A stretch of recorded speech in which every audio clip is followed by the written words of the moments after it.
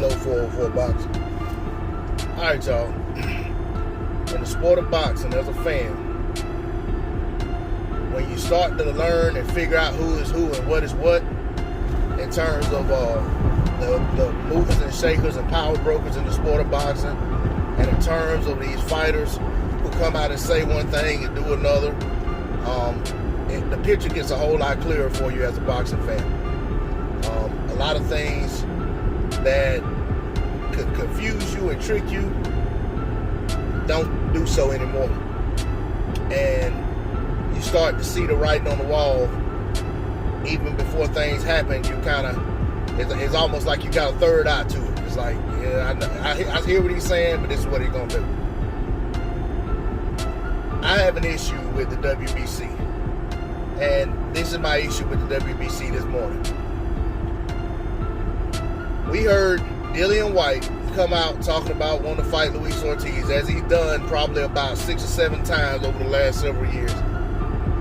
And once again, well, let me put it like this. Typically, when that happens, when Luis Ortiz responds, Dillian Whyte either goes quiet or he starts to discount Luis Ortiz as an opponent. He'll start talking about he's old, he hasn't fought anybody, he hasn't beat anybody, and stuff like that. Okay, well, this time, Dillian Whyte doesn't even have to do that because he's getting an assist from the WBC.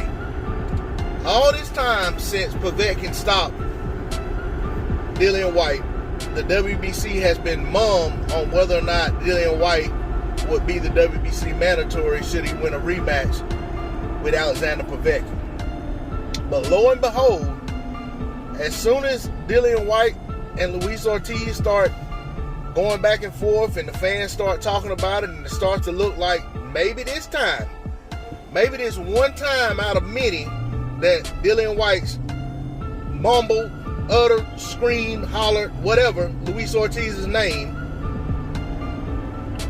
and didn't fight him, this may be the one time that the fight actually happens. Because Alexander Povetkin's on the shelf battling COVID. He's not going to be back until the spring.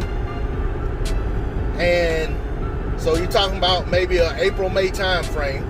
Dillian Whyte's not going to stay on the shelf, sit on the shelf that long.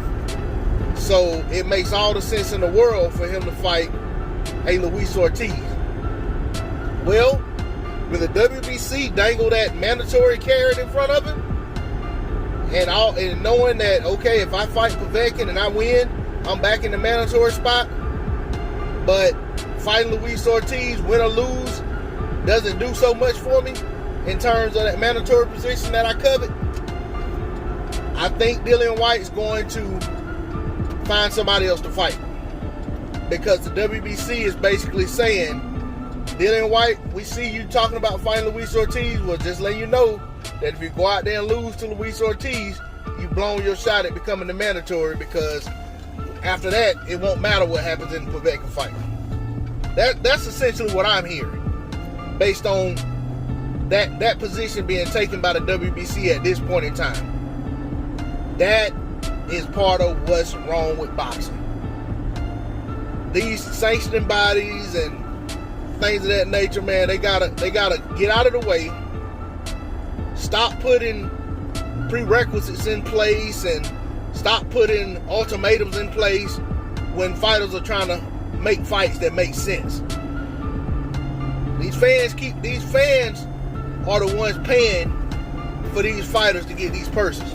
The sanctioning bodies get paid. The sanctioning bodies need to get their asses out of the way.